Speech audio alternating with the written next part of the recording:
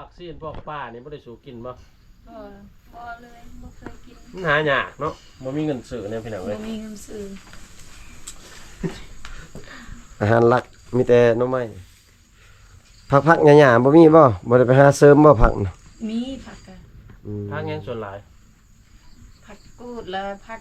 น้ำอ๋อ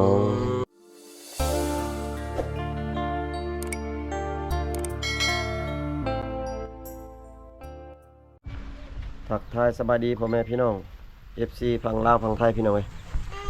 ก็ยินดีต้อนรับ FC เข้าสู่ช่องบ่าวผู้ไทยคือเก่าล่ะพี่น้องเนาะ มื้อนี้ก็เดินทางมาหาน้องสาวนันแล้วก็น้องสาวนุพี่น้องเนาะ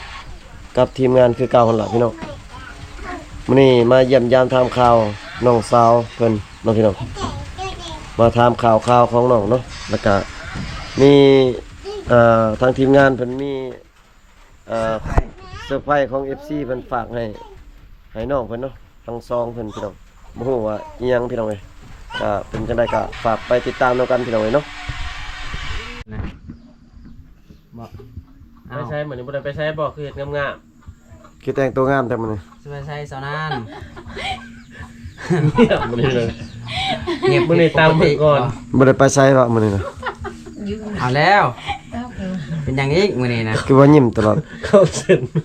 เข้าเสร็จบ่ คัดเนาะอย่าปวดหัวอีกเนาะ นอนเมาคือไม่ทางกันเลย ยิ้มตลอดเนาะ เป็นหยัง ก็สู้บ่ ทำอะไร อ้าว ยิ้มตลอดบัดนี้เอ้าบัดนี้ เกือบเลย ตกลงเราสิไปใช้ถึงตัวงามนี่นะ ยืม สนุก บ่แม่นสิไปเล่นบ่ บ่ เบิ่นไปเล่น อยู่เฮือนนี่แหละ เออ มื้อนี้บ่ได้ไปใส่พัก พักผ่อน เอาสวัสดี FC ก่อนทั้งสองคน สวัสดี เลยสบายดี FC อืม สบายดีงามๆเนาะอ๋อ มาบ้านนอกซะนะฝนตกพี่น้องเอ้ย ฝนตกไปใช้บ่ได้มื้อนี้นะ มื้อนั้นก็ฝนตกนำมื้อนั้นเนาะ อืม ฝนตกตลอด ตกตลอดพี่น้อย อันนี้ก็เป็นครั้งที่2ที่3เลยเนาะ แม่ ประมาณเนาะ คือว่าได้มีโอกาสมาเยี่ยมยามเพิ่นกับฝนตกตลอดทุกคนเลยเนาะเส้นทางก็โคตรยากเลยเส้นทางเข้าหมู่บ้านทุกเจ้านี่โอ้ยตรงเละ เส้นทางยากใครแต่เพิ่นบ่เอาค่ารองแพงแม่นพี่น้องเอ้ย แม่นอยู่ เกือบ แม่นอยู่ เกือบสิได้อยู่เอารถเมื่อกี้นี่ทางยากนี่ซั่นเข้าบ้านน้อง บ่ได้ออกไปเมืองบ่ บ่อยู่เฮือนตลอด ลองออกไปเบิ่งก็ได้เด้อว่าเส้นทางมันง่ายหรือยาก แล้วจังพิจารณาเรื่องค่ารองอะ แม่นมายากอีหลีเส้นทางก็คือแบบมันฝนตกนะพี่น้องฝนตกได้จักมือแล้วอยู่นี่นะ ได้แล้วก็3มื้อแล้ว โอ้ อืม ชมพ่อ เฉพาะดอกกินต้มลาย กินต้มลายอีหลีเกือบมาบ่ฮอดเกือบบ่รอดเฮ้ยเกือบรับแต่กลับมาได้ก็ว่าเนาะ เป็นได้วันนี้กินข้าวกินน้ำเรียบร้อยแล้วป่ะ กินแล้ว ได้ยังกิน ได้กินหน่อไม้ หน่อไม้อีกแล้วเนาะ กินแต่หน่อไม้เนาะ หน่อไม้คือกัน กินลงไป อาหารหลักเลย มีอาหาร กินเท่าได้แซ่บเท่านั้นเลย คือสิน้องบ่ได้ไปหาใส่เบ็ดใส่หยังบ่อยู่แถวห้วยแถวนั้นบ่ทันบ่ถึกบ่ ถือ บ่ บ่ ได้ มีปลา เออ เอ้าคือว่ามันเป็นตามีอยู่เลย ใส่กับบ่ได้ถือ อ๋อ อืม ข้าวสดบอกให้เขายังนายไปจ้ะ ยังบ่มีปลาเนาะห้วยน้อย บ่มีปลา ธรรมดาหวยเขายางไปหาหน่อใหม่มื้อนั้นฮะ แม่น เป็นตามีอยู่เลยน้ำแม่น้ำปลาคอพะทุก มือนี้นะหนาขาวเปิ้นเวิ้นเลยเนาะสาวนานเนาะก็คิดว่าแต่งตัวสิไป พ หา นัก ผู้ งา บ่าน วซะ น้ำ ดอก แล้วเด้ เอาน้ำแล้วแหละ อับแล้ว โอ้ โอ้ ครับไรเว้นเนาะ เพราะว่ามันหนาว อา ฝน กาศ ตก หนาว อากาศหนาวก็เลยต้องได้อาบเตเว่น ให้นอนอยู่นี่เลยน้อย นอน มา ใน นอนอยู่นี่เลย นอนอยู่นอกนี่ก็ได้ที่ น เนาะ อนในใจเด้อ ผู้ใดสินอนเผาสิอ้ายจ้ะสิน้องสองคนนี่ผู้ใดสินอนเผาน อนบัดช่องเลย นอนไปซองเลยเอ้ยอะ นอนไกลกันบ่ได้พี่น้องมันสดพิธีเนาะ อย่ามันสัตว์ให้น้องไก่กัน เมืองบ่ได้ก็คือนอนใน เรือนได้ในเขตชนบททุกคนเลยเนาะนอนนอนภายนอนมันได้อย่าไปนอนนำกันได้ผิดเจ้าได้จะหน่อยเขาได้กินงัวกินควายเจ้าได้ คือว่ามื้อเช้าไผไปให้ไปสวนน่ะ น้อง เลย ไปเฮ็ดหยังน่ะ ไป ไปยังเก็บบักเพชรบักเขือบ่ แม่นไปหากินได้ ได้ยังวันนี้ไปหากินนะ ไปหาหน่อไม้เลย ชร อืม ไปเอามักเพชร เขาให้นำเบิดแล้วบ่ฮู้เนาะ ยังไปเข้านาน อ๋อ ยังบ่ทันสุก เอาเข้าไปยังจะเข้านาน มันยังเขานั่น เข้าสุกนานเลย เขานานเขาดนเขานานนั่นแหละ ไอ้หยังเข้าเนี่ย เขานานแบบเขาดนมันอยากสุก เออ สุกพร้อมเข้าหน้า เขาเอิ้นเขาอีช่างหนอนะ เขานานเขาดอกอะคือว่ามันชุกไว้นั่นนะคุณ เข้าน้อยเลยสุก เขานั่นเนาะ อืม พี่น้องเอ้ยเห็นบ่เฮาก็งงอยู่ตรงนี้นี่เขานั่นชุกเดินเขานั่นเดินจักในทางนี้จะเกินเขาอีช่างตัวที่ว่ามันชุกยากกว่าหมู่หรอก หมู่บ่ ใช้เวลาโดนเติบ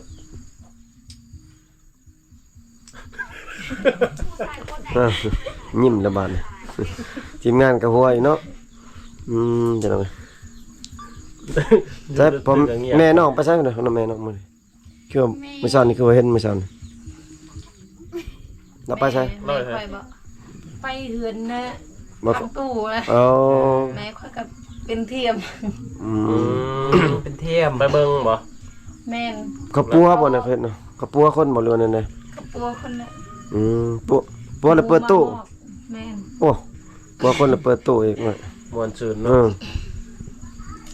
เขาเห็นจังว่าแก่เหียดบ่ บ่ เขาพอดนี่บ่น่ะ แม่น โอ้ เป็นเทียมเด้ เป็นเที่ยงพอดไปเอา หลายคนบ่มีแต่เราผู้เดียว หลายคน โอ้แบบมารวมกันนะ แม่นกว่า10คนเป็นเทียมหมดน้อยๆซำนี้ก็เป็นเทียม อืม อายุ5ปี เป็นจังได๋จังว่าถือเทียมเป็นได้ยังน้อยถือเป็นไข่หรือจังถือบ่ เป็นไข้ อ๋อ เป็นไข้ทื่อเลย ถือเลยครับพอดีก็ถือเลยเนาะ อืม หลังจากถือกับยังไปไข่อยู่บ่ เป็นสลบเอา อ๋อ นี่จังก็ แบบสลบ คนหน้าบ้าน แบบเป็นลมเป็นหยังไปน่ะ มีแต่แม่ค่อย แบบเมื่อยเป็นเมื่อยเป็น บ่ได้ นิ่ม สลบเห็น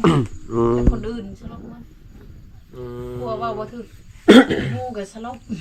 อ๋อ โอ้แนวนั้นนี่เนาะ เป็นตาย่าน โอ้เป็น ผู้หนึงอีกก็ถือผ้าเดี๋ยวนี้ก็สลบตลอด อืม ผัวว่าบ่ถึกหูก็สลบเป็นเทียมเด้ เมื่อยว่าเลยจังได๋เนาะ เป็นเทียม มันจักแนว แบบเทียมอยากจับ คือ เนาะ เทียม เทียมอยากจับเนาะเอิ้นว่าเทียม แม่น สิแท้กับบ่แท้เนาะ เออ เทียม เทียมกันของแท้แค่นี้นี่ของเทียม ของปลอม เนอะ นะพี่น้องเอ้ยอันนี้ก็เป็นความเชื่อส่วนบุคคลเนาะ แม่น คนน่าก็อยู่ได้ย้อนความเชื่อนั่นแหละ และอยากถามอีกเรื่องหนึงเนาะก็คือได้มี FC เพิ่นเซตมาถามบ่กล้วยว่าฝากไปถามในเด้อถ้าหากมีเวลา ไปหาสาวนุสาวนานอีกเพิ่นว่าถ้าหากว่า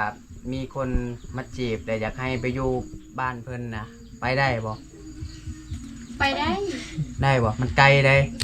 แบบ แบบเพิ่น สมมุติคือกับ อยากให้ไปอยู่ซื่อๆนี่ ประเทศไทยเอาเป็นประเทศไทยนี่ก็ไปบ่ ไป ไปแท้ ไปแท้ กล้าเนาะ อืม และเขาฝากถามอีกอย่างหนึงว่าสาวนานนี่มักอายุประมาณ25ปีขึ้นไปบ่เพิ่นว่าล่ะ25ปีขึ้นไปนำไปฮอดจักปีเพิ่นว่าไปฮอดจักปีคนที่มักอายุนะ 25 60 60 70บ่เราไปฮอด100 60 70ก็เอาคน เอา ไท เบิด ย เอาเบิดเนาะ เอาเนาะ หมด อื เอาเบิด ม มันจะเป็นผู้ชาย ทุกคนเลยเนาะ ขอแต่เป็นผู้ชายเนาะ แม่น ก็เป็นผู้หญิงก็เอาอีก ตามที่เฮาถามนี่เด้อเนาะ FC เนาะที่ฝากมาเนาะ แล้วก็ตัวหนึงเนาะเพราะว่า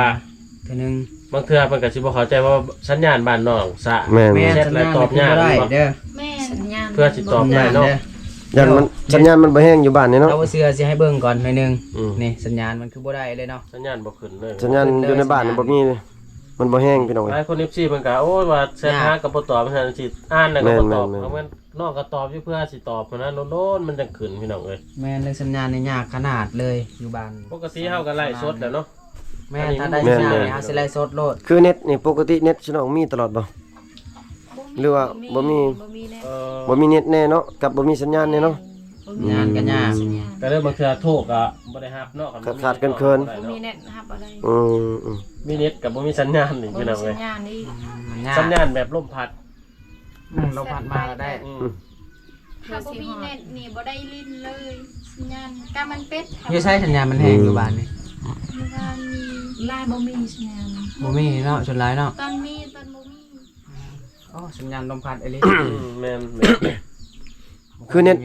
คือเน็ตพี่น้องเติมอันเป็นมื้อเป็นอันบ่เป็นเดือนบ่ เป็นมือ บ่ อืม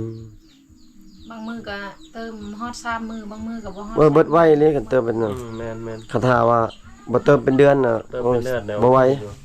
แต่ว่าก็บ่จะคุ้มดอกเติมเป็นเดือน แม่น มันบ่มีเน็ตแบบไหวมันเน็ตมันสาได้ แม่น กินกันยากอะนะ ๆเติมไปก็เสียเงินแล้วล่ะ แม่น มันบ่ได้ลิ้น นั่นแหละว่าบ่อยากให้ FC เข้าใจผิดเนาะเวลา แม่น โทรกับน้องบ่หรือว่าแชทหาน้องตอบยากตอบช้านี่แม่นเป็นน้ำเน็ตพี่น้องเอ้ยน้องก็อยากตอบอยู่เนาะ อยากตอบ ตอบไว้อยู่ติสี่เสร็จนะ มี ตอบไว้อยู่เนาะ หาอยากตอบไว้แต่สัญญาณ อืม ซา มันบ่ไหวนํเฮาเนาะ สัญญาณบ่มี แล้วหลังจากที่สุมายมาถ่ายแล้วหลังจากที่ลงคลิปไปแล้วมี FC ทางมาหาอยู่บ่ มี มี บางคนเขาว่าจังได๋อยากช่วยเหลือนั่นช่วยเหลือนี่ก็มีอยู่ มี อืม มีเนาะแล้วเพิ่นได้ช่วยยังอยู่บ่หรือว่าบ่ได้ช่วยยังเลยยังบ่มี ยังบ่มี ยังบ่มีเนาะ เพิ่นอยากช่วยหยังเพิ่นว่าเพิ่นว่าอยากช่วยหยังเพิ่นว่าเพิ่นเสร็จอยอ่ะากช่วยเขา อ๋อ ช่วยซื้อเขาว อยากได้ข้าวจังเนาะ พี่น้องเอ้ย ก็อยากได้เขาวกินหลักๆคนที่ช่วยเขากินนี่แหละ ข้าวบ่พอกินบ่ บ่พอ บ่พอกินเนาะบ่กุ้มกินเนาะ แม่น อืม แล้วตอนนี้น่ะเขาน่ะยังอยู่บ่ เบิดแล้ว หมดแล้ว ยังน่ะ ยังบ่ ยัง หลาย น้อยหนึง บ่ ยังน้อยหนึง ยังไงนึง อืม ยังหน่อยหนึงถ้าเบิดตัวนี้สิไปใช้บัดนี้ไปขอเขามาจากไสมากิน อืม ไปรับจ้างกับลายบ่มีเลยบ่รับจ้าง เขาสิจ้างอยู่บ่ฝนตกนี่สิ บ่มี จ้างไปเฮ็ดห เว ยัง ลาเขาจะบ่สู่จ้างกันยามนี่ เขา เนาะ บ่สู้จ้าง มีแต่เฮ็ดไผเฮ็ดมัน แม่น รับจ้างกันยามนี้คือสิเป็นคนมันแม่นบ่ คนมัน อืม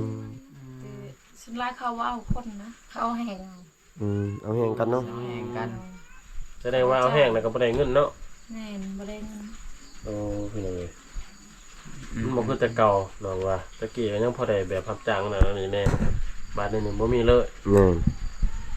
จากเสียบจ้างหยังบัดนี้เนาะ เงินซื้อเขาวกันยาก อยู่ไป บัดนี้ เลย เอาเบิดกันสิไปหาหน่อไม้ไปขายก็เขาบ่ซื้อ เขาบ่ซื้อเอง มันเป็น มี ชาว แต่ บ้าน ไป เฮา หากินเองแหละแกงหน่อไม้คู่มือแหละ อืม เป็นเขา ถ้าเป็นชาวบ้านเฮาน่ะเขายังซื้ออยู่ได้หน่อไม้น่ะหาขายก็ได้ ขายก็ที่ไปขายอยู่มันไกลตัวเมืองเนาะ ใกล้ แม่ โอ้เส้นทางน่ะบ่ไหวดอก พี่น้องเคยบ่แบบไปขายผักขายหญ้าไปขายอยู่เมืองเคยบ่ บ่คือ บ่เคยจักเทื่อเนาะ มันไกลเนาะ คือไกล อืม ทางกันยะ ขายนี่ได้ดงละซานได้บ่เคยบ่ไปขายเคยเนาะ ไปบ่ฮอดไซดอกฝนตกในเส้นทางนะ มันไกลพี่น้อย ไกลแห้งและเส้นทางมันยากแล้วสองคนนี้กินข้าวแล้วบ่มื้อนี้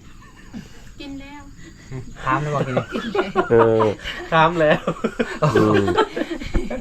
พวกซีนพวกป้านี่บ่ได้สู่กินบ่ ก็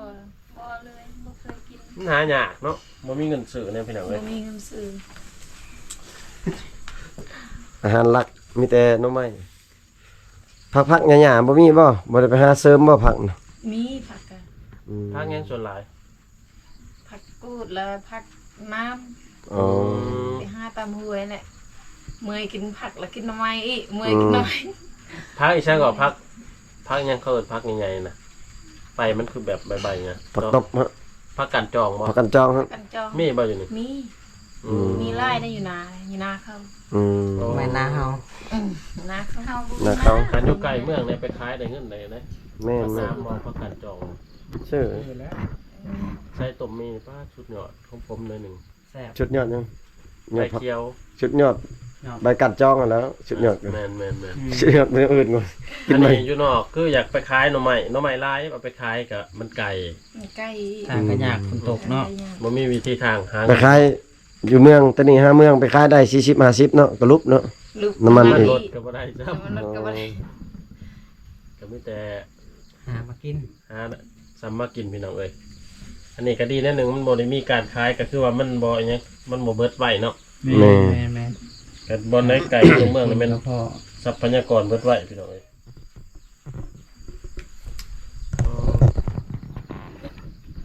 เป็นสาวๆเงาๆ ยิ้มงามนี่เนาะสนองเนาะน้องสาวนานกับน้องสาวนุ สาวนานมื้อนี้นะเห็นแบบดีใจเป็นพิเศษเนาะ ยิ้ม อารม ไป ณ์ดีหรือว่าแบบ ยิ้มตลอดเนอะ ว่มาหาบ่คืนนี้เนาะหรือว่าจังอารมณ์ดีนะแม่นบ่ ไม่เพราะว่ามันเห็นน้ำมันเหมือนกันนี่ บ่มี แม่นบ่ แม่นฝนตกบ่มีผู้ว่า อืม บ่มันมีคู่คืนมาจัก บ่ บ่มีเลย FC ว่าสิมาลินนำเทื่อหน้าเพิ่นว่าบ่ฮู้ว่าสาวนานกับสนุสิต้อนรับบ่เพิ่นว่าถามแน่บอกไว้เอ้ยเพิ่นว่าสิต้อนรับอยู่บ่ถ้ามี FC อยากมาลินนำนะครับ ต้อนรับเอาเพิ่นมาแล้วเพิ่นสิมานอนอยู่บ้านนี่เลยก็นอนได้บ่ นั่นได้ นอนได้ กองร้อน เลย กองร้อนบ้านบ่จับบ่ บ่ เขาจะประจับนู่นนายบ้าน เขาบ่จับเนาะ ก็บ่ให้ติบ่ได้เว้าหยังติมา แต่ว่าเฮา เพิ่น เฮา ชอบเพิ่น เฮาต้องไปบอกเขาติเนาะหรือว่าบ่บอกก็ได้บ่ บ่บอกก็ได้ บ่บอกก็ได้ เออ ว่าแต่บ่มาสร้างแบบท่วมเดือดร้อนเนาะ อื มาแบบ มา ส เที่ บาย ยว ส ได้ บายด้วยแบบมาเที่ยวมาดินนี่ได้อยู่ มานำ5หลักเครื่องโอ้ยจับเลยเนาะ จับ อืม มาหลักใจน้องนานพร้อมไว้จับเลย ก็คือมาได้เด้อสิเด้อไปจังมาเนาะมาเที่ยวมาลมได้ อยากให้มาลมตัวจริงเลยถ้าไปที่แบบมักเพิ่นแท้เนาะว่าจะเป็นสาวนุสาวนานก็คือกัน ร่ม เนาะ กันได้โทรศัพท์กับมันบ่อยากปานใด แม่น ร่มได้อยู่ ต้องมาหาเนาะต้องมาเบิ่ง มาหาเห็นหน้าเห็นตา บางคน FC บางคนว่าให้น่ะทีมงานเฮานั้นติดต่อให้ก็ติดต่อให้น่ะมันบ่ยากแต่ว่าเฮาบ่ฮู้จักว่าเขาน่ะมักแท้หรือบ่มักเนาะ แม่น ทั้งผู้สาวแล้วก็ทั้งFC เนาะอยากให้มาคุยกันตัวจริงมันดีกว่ามาเบิ่งตัวจริงเลยมันดีกว่าเนาะมาคุยเองโลด เคยเห็นเทื่อ แต่ ห็น เฮาสิ ชติ พาไปเลยเนาะถ้าหากว่า FC คนใดมาอยากมาเนาะยินดีพาไปเป็นไกด์นำทางให้ก็ได้ แม่นแม่น มาคุยมาลมตัวจริงมันดีกว่าคุยในโทร แล้ว ศัพ ก็ ท์ รอด เลย เนาะ เนาะ พักผ่อน แม่ เนาะ คัน FC เพิ่นพามานี่สิพาเพิ่นไปทางใดไปเลาะไปไสสิพา FC ไปเลาะไปไสสิอยู่แต่ในเฮือนนี่บ่หรือว่า อยู่ในเฮือน อยู่แต่ในเฮือน ไปหาเลาะไปหาหน่อไม้ หาหน่อไม้ อืม คิดว่าหาเลาะแบบขึ้นภูขึ้นพาหาเก็บเห็ดเก็บอันนั้นหักหนอ เก็บพักคักหนอ พี่น้องก็เอาแบบตาม FC เพิ่นเนาะแบบเพิ่นแบบจะไปทางใดก็มีแต่ให้น้องเพิ่นพาไปเนาะ แม่น อยู่ในแบบหมู่บ้านของน้องก็น้องเพิ่นพาไป น้อง ส่ว สิ นหลาย พาไปปลาก็แล้วแต่น้อง แม่น พาไปหาหน่อไม้เด้อเพิ่นยังแบบหาอยู่หากินนี่แหละตามวิถีชีวิตบ้านๆของสาวชนบทนี่แหละทุกคนเลยเนาะไปอยากมาเบิ่งวิถีชีวิตเพิ่นว่าเฮ็ดหยังแน่ในเวลาอยู่บ้านอยู่เฮือนเนาะอยู่เฮือนอยู่ศาลกลับมาเบิ่งได้ เดี๋ยวสิพามาดอก หรือว่ามาบ่สะดวกมากก็เบิ่งในคลิปก็ได้เนาะ แม่น เอามาถ่าย ใน อยู่ คลิปได้ เพียงเลยหาอยู่หากินบ่หรือว่าเฮ็ดอยู่เฮ็ดกินต่าง ๆจะน้องบ่ได้ตำข้าวตรงบ่มื้อนี้ ตาม อืม แต่ว่าเฮาน่ะถ้าสิมาหาสาวๆตลอดโดยที่แบบบ่มีของฝากของตอนหยังเลยนี่มันก็ ๆแม่น บ่อยังมาบันไดเนาะเพราะว่าเฮาเกรงใจแน่เฮาเกรงใจทุกคนเลยเนาะที่มาแบบมาทายตลอดแต่ว่าบ่มีหยังมาฝากมาตอนบ่มีหยังมาให้เลย บางคนว่าไปหาให้แน่ไปคอเฟซให้แน่ไปติดต่อให้แน่โดยที่แบบบ่มีหยังมาฝากมาตอนให้เขาเจ้าเลยเฮาก็บ่กล้ามาคือกันเลยทุก ค ค รับ น คนไหน เนี่ย เนาะ แม่นมันบ่คักเวลาเฮามาเฮาก็ต้องได้มีของฝากของตอนแน่จากเล็กๆน้อยๆก็ยังดีเนาะ หรือว่าก็ซื้อนั่นซื้อนี้มาให้น้องนะ อันนี้มีแต่อยากให้ไปหาอย่างเดียวขนาดเงินเติมน้ำมันก็ยังบ่มีเนาะแต่ให้ไปหา มันก็สิยากนี่แหละเพ จะ ราะ ได้ ว่า ซุ่ เฮาม ก็ เข้าไป บ่ค่ ได้ อยได้มีคือกัน แบบใกล้ๆแน่เนาะ แม่นโดยเฉพาะคือกับบ่ค่อยนี่มาจากเซโปนเนาะบ่แห้งกว่าสิมาฮอดเมืองนอง เข้ามาในเขตชนบทอีกไกลพอสมควรทุกคนเลยเนาะบ่ง่ายๆก็สิได้มาจุดนี้เนาะฝาก FC สนับสนุนเนี่ยถ้าอยากให้มาถ่ายวิถีชีวิตแบบใดเนาะอยากให้เบิ่งแบบใด แม่น ก็ฝากสนับสนุน ๆมากวนเราเด้อมื้อนี้เด้อ เพราะว่าที่มานี่นะมาย้อนหยังฮู้อยู่ว่าซะนั้น มา ฮะ เพราะว่าเรา ในร่มก็ยังซี่อยู่ที่ ฮู้อยู่ติ FC เพิ่นบ่ได้บอกบ่ FC เพิ่นมาบอกบ่ บอกแล้ว บอกแล้ว เรื่องหยัง บอกมาผ่านเงินให้น้อง อืม ฝากเงินให้น้อง ให้น้องซื้อข้าวเนาะ เพิ่นให้ซื้อข้าวบ่อืม ก็คือได้มี FC ท่านหนึงฝากเงินให้สาวนานเพิ่นพี่น้องพอได้ซื้อเกลือเพิ่งนัวหรือว่าซื้อข้าวสารนี่แหละเนาะ แม่น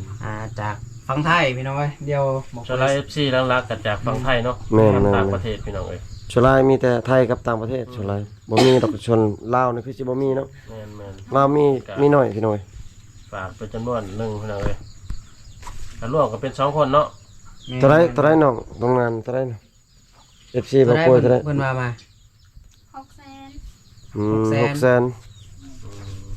600,000 600,000 กีบ ฝากเขาที่ปรากฏ กับพอดีกลุ่มเนาะพอดีกลุ่มข้าวสอบหนึง สอบหนึง แม่น แล้วก็จะมีอ้ายเพิ่นฝากให้น้องนานน้องนุหรือว่าในครอบครัวเพิ่น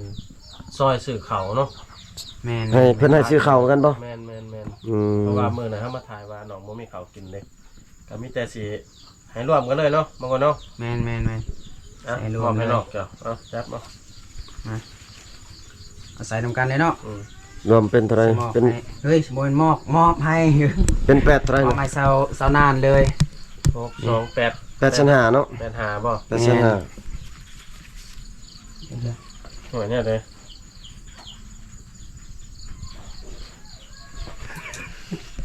ทีมงานก็ยังนับเงินอยู่พี่น้องเอ้ยเงินบ่พอบ่ซั่นเงินบ่พอสิได้ติดหนี้เอาติดหนี้น้องนานก็ได้น้องเนาะได้บ่ ได้ อืมยันเงินบ่พอได้ยันเงินเหี่ยมาไกล เอาต่อเด้อเดี๋ยวสิมอบให้สาวนานเพิ่นเลยแล้วก็ให้ซื้อข้าวน้ำซ้ำปลากินนำกันกับครอบครัวเพิ่นนี่แหละเงินจาก FC ฝั่งไทยเนาะเอาจับ นับเบิ่ง ให้ขอบใจเพิ่น ขอบใจเด้อ เอานบมือขอบใจอวยพรให้เพิ่นแหน่ ขอบใจเด้อ อวยพรได้อยู่ อวยพร ได้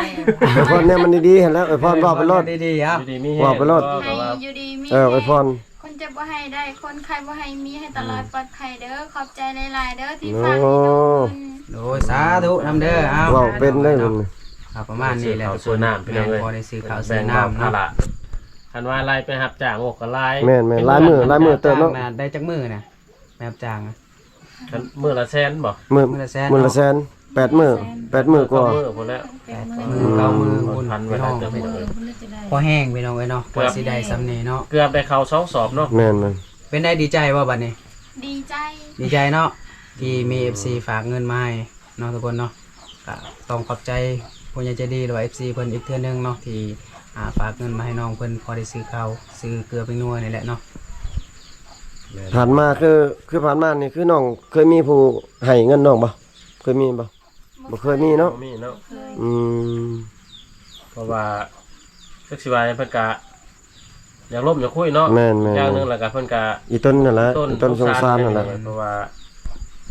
เขาน้ำมันก็อึดอยากแล้วก็ห้วยคนทำก็มันยังมีเหือมีแห้งเนาะได้เฮ็ดเวียกเฮ็ดงานเลย ให้เจ้านะถ้าแบบอยากซื้อเครื่องสำอางหยังกับแบ่งให้เอ้ยนุเพิ่นแน่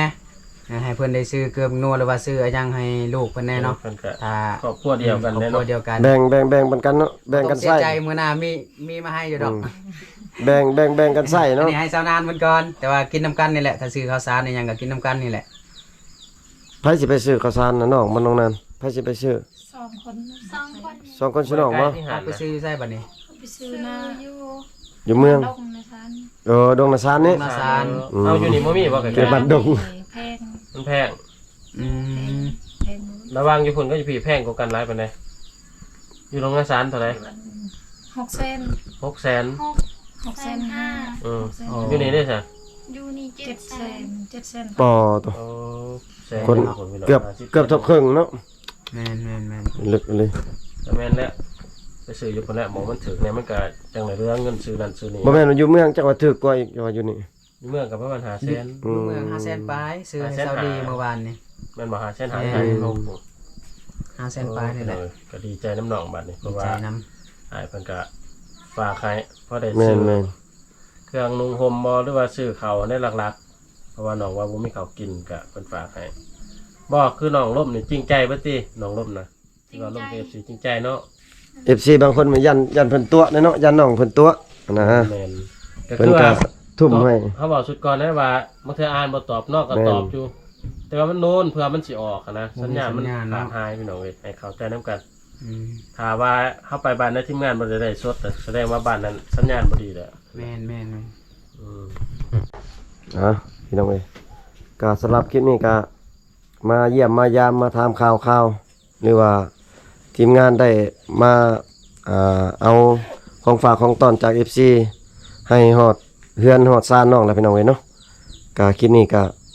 บ่าวไทยก็สิได้ขออนุญาตปิดคลิปไว้เพียงส่ำนี้ก่อนพี่น้องเอ้ยเจอกันคลิปหน้าเด้อพ่อแม่พี่น้องเฮงๆรวยๆเบิดสุขสุขคนพี่น้องบ๊ายบายเด้อ